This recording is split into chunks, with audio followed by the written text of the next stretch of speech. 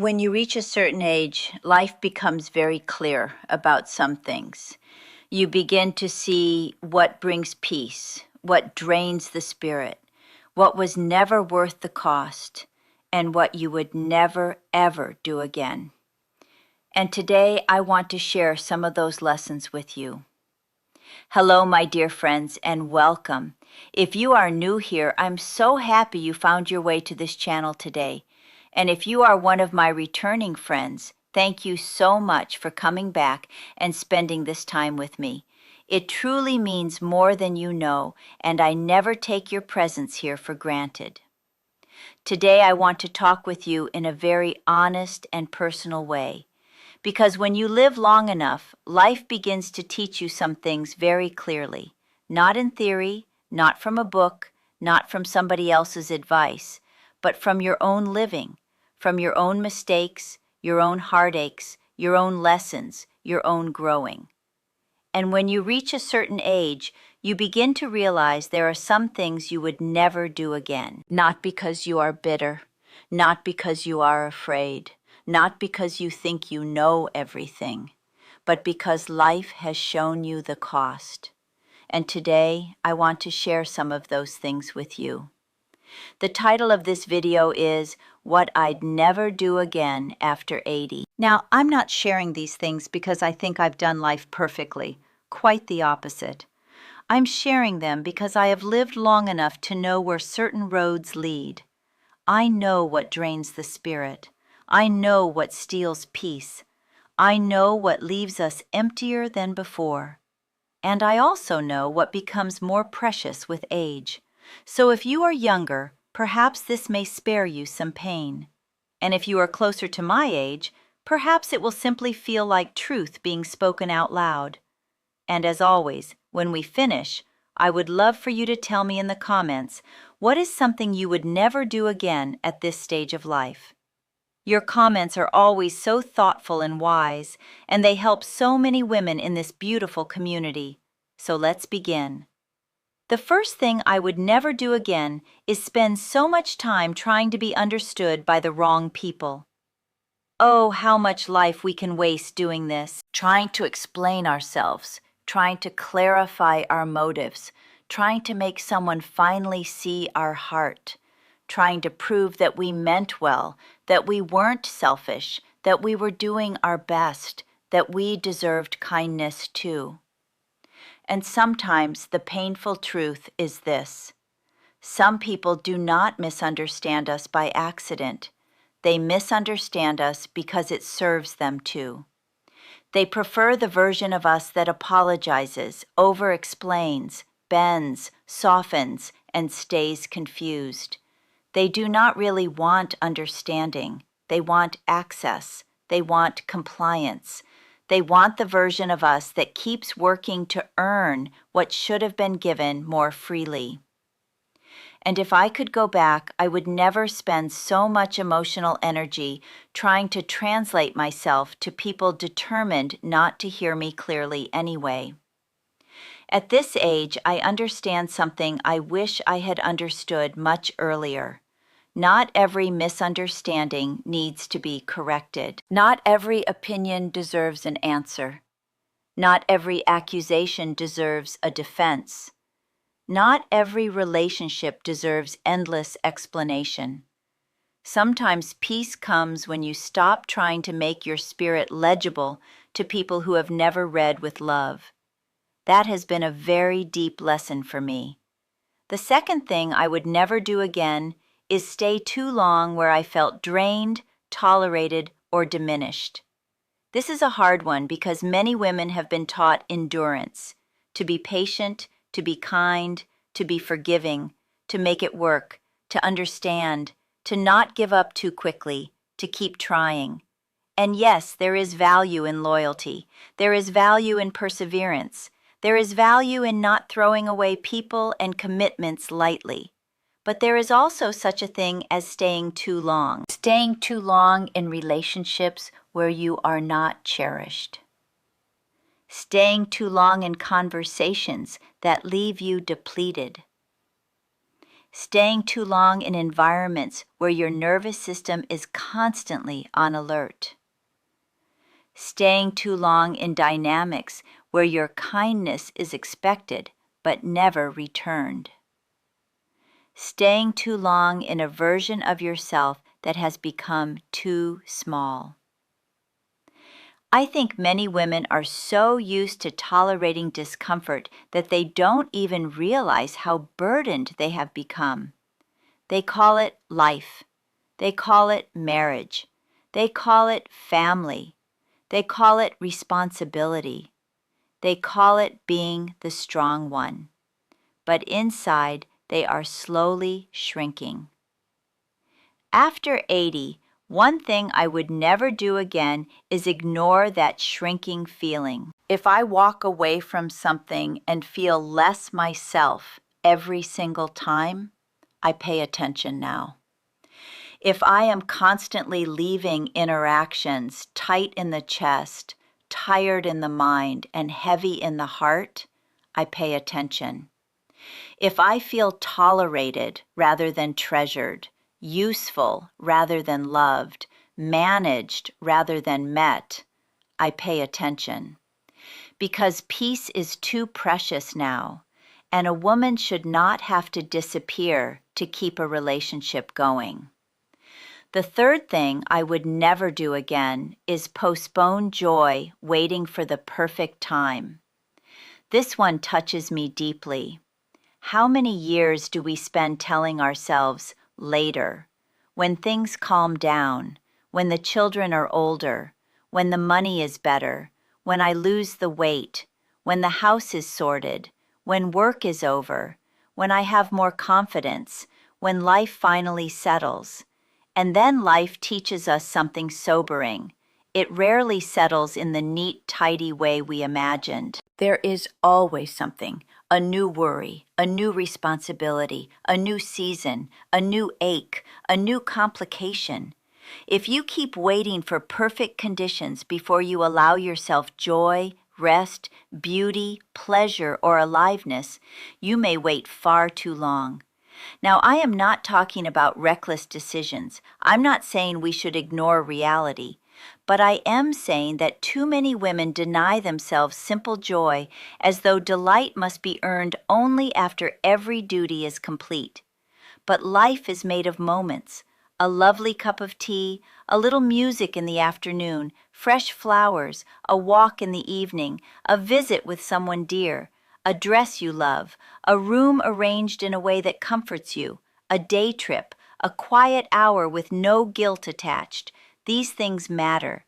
After 80, I would never again assume that joy should always come last, because sometimes later does not come in the form we imagined. And I think a good life requires learning how to receive a little beauty now, not only after everything is fixed. The fourth thing I would never do again is neglect my health while taking care of everyone else. This is something so many women understand. Women are often the keepers of everything. The meals, the appointments, the remembering, the helping, the smoothing over, the checking in, the worrying, the caring. And somewhere in all of that, many women put themselves at the very bottom of the list. They postpone the checkup, ignore the fatigue, eat in a hurry, skip the walk, live on stress, sleep poorly, dismiss their pain, push past their limits, criticize the body that has carried them through it all. And then years go by. After 80, I would never do that to myself again. Not because I am vain, not because I am chasing youth, but because I understand now that health is not a small thing. It is the very ground on which so much of daily life stands. Energy matters, mobility matters, sleep matters, strength matters, calm matters, regular care matters. And perhaps more than all of that, the relationship we have with our own bodies matters. This body may not look the way it once did. It may not move the way it once did. It may ask more of me now. It may need more tenderness, more patience, more discipline, more care. But after all it has carried me through, Why would I treat it harshly? If I could do some things over, I would have listened sooner, rested sooner, cared sooner, spoken more kindly to myself sooner. Because the body hears the life we are living, and one day it asks us to listen back.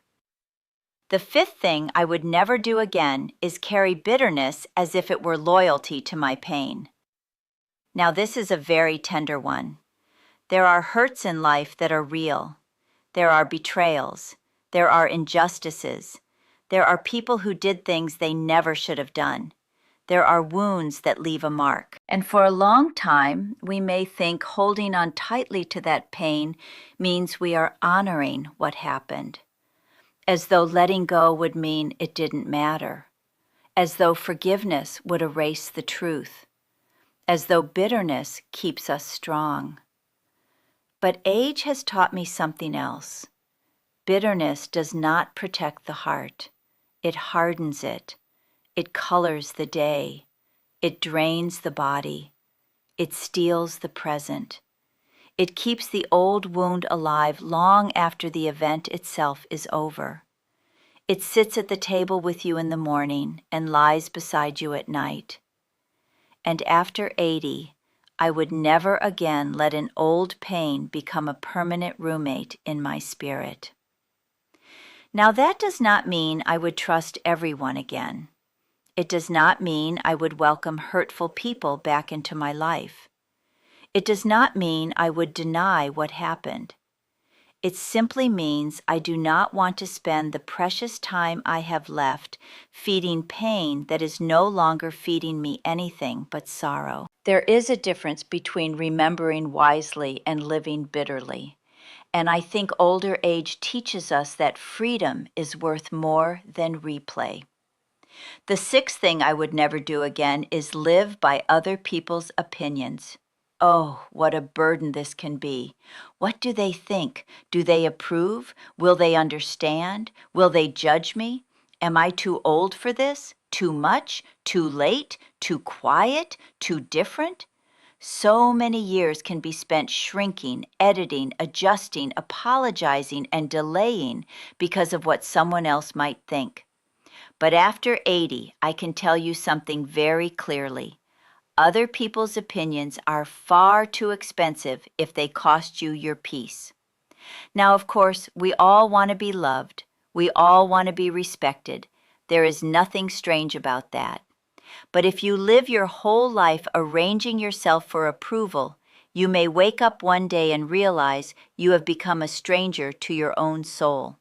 And what a sad thing that is. I would never again wear what I don't like just because it seems more acceptable. I would never again silence myself simply to appear agreeable. I would never again make choices that feel false to me just to prevent gossip, criticism, or misunderstanding. People will think what they think. Some will approve, some will not. Some will misunderstand even your best intentions, so let them. You cannot live freely if you are always performing for the crowd. At this stage of life, truth matters more to me than approval. Peace matters more than image. And being able to sit quietly with myself matters more than being admired from a distance. The seventh thing I would never do again is make myself small in order to be loved. This one may be one of the deepest. I think many women learn, often very young, how to become less in order to be accepted. Less needy, less outspoken, less complicated, less emotional, less bright, less ambitious, less honest, less inconvenient. We learn how to trim ourselves down to a shape that fits more neatly into other people's comfort. And because this can become so familiar, it doesn't always feel dramatic. It just feels normal. But normal does not mean healthy. After 80, I would never again call self-erasure love. If someone only feels comfortable with me when I am silent, overgiving, apologetic, or endlessly easy, then that is not the kind of love I want to build my life around. Love should not require disappearance. Love should not ask you to betray your own spirit. Love should not only welcome the parts of you that are convenient. And now I understand that one of the most peaceful things a woman can do is remain loyal to herself while loving others. Not hard, not selfish, not cold, just whole. That is the kind of love that leaves you with dignity at the end of the day. The eighth thing I would never do again is rush through ordinary life as if only the big moments mattered. This may sound simple, but I think it is one of the biggest lessons of all. When we are younger, we often think life is the milestones, the wedding, the move, the trip, the celebration, the promotion, the holiday, the big announcement, the dramatic turning point. But after living many years, you begin to understand that life is mostly ordinary days. It is mornings and evenings, meals and little routines, phone calls and folded laundry, quiet rooms and passing weather, a walk outside, a lamp glowing at dusk, a familiar voice, a peaceful conscience, a bit of laughter over something silly. That is life. And if you keep hurrying through ordinary days waiting for the important moments, you miss most of your own existence. After 80, I would never again treat the everyday as if it were just the waiting room for real life. The ordinary day is real life. And I think one of the great gifts of age is that it teaches you to see this. A beautiful life is not always dramatic. Very often it is gentle, steady, simple, deeply lived. And once you understand that, you begin to savor more, protect more, notice more, thank God for more. The ninth thing I would never do again is assume I have endless time to say what matters. This one is very close to the heart. If life teaches us anything, it teaches us that time is not guaranteed in the way we like to imagine. So after 80, I would never again delay the important words, I love you, I forgive you, I'm proud of you, thank you, I was wrong, I miss you, I need to tell you this. This mattered to me. You mattered to me. People think those words can wait. Sometimes they can, and sometimes they cannot. And one of life's heaviest regrets is not always what we did say. Sometimes it is what we never said because we assumed there would be more time. At this age, I don't want to live that way anymore. If I feel love, I want to express it. If gratitude is in my heart, I want to speak it. If a truth needs saying kindly, I want to say it while I still can. Because love hidden too long can become sorrow, and spoken love can become one of the most beautiful things we leave behind. So, my dear friends, what would I never do again after 80? I would never spend so much time trying to be understood by the wrong people. I would never stay too long where I feel drained or diminished. I would never postpone joy waiting for perfect conditions. I would never neglect my health while caring for everyone else. I would never carry bitterness as if it were loyalty. I would never live by other people's opinions. I would never make myself small in order to be loved. I would never rush through ordinary life.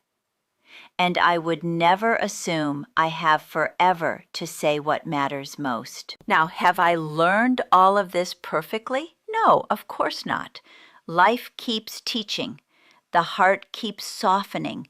We keep being reminded. But when you reach a certain age, You do begin to know what no longer belongs in your life. And I think that is one of the hidden blessings of growing older. You may not control everything. You may not undo the past. You may not recover every lost year, but you can become clearer. You can become truer. You can become more careful with what deserves your time, your energy, your affection, and your peace. And that is no small thing. If you are younger, I hope something here helps you sooner. And if you are older, perhaps this has simply put words to truths you already feel in your bones. Thank you so much for being here with me today. If this conversation touched your heart, I would love for you to tell me in the comments what is one thing you would never do again at this stage of life. Your comments are always so wise and so full of heart, and I know they comfort and encourage many women here. And until next time, please do something kind for yourself today. Rest a little. Speak lovingly to your body. Tell someone you care about them. Let one old burden go. Sit quietly by the window and remind yourself gently that clarity is one of the beautiful gifts of age. Thank you so much for spending this time with me today. If this message spoke to your heart, I'd love for you to share your thoughts in the comments below. And if you know someone who may need this conversation right now, please share this video with them. Take gentle care of yourself today, and I hope to see you in my next video.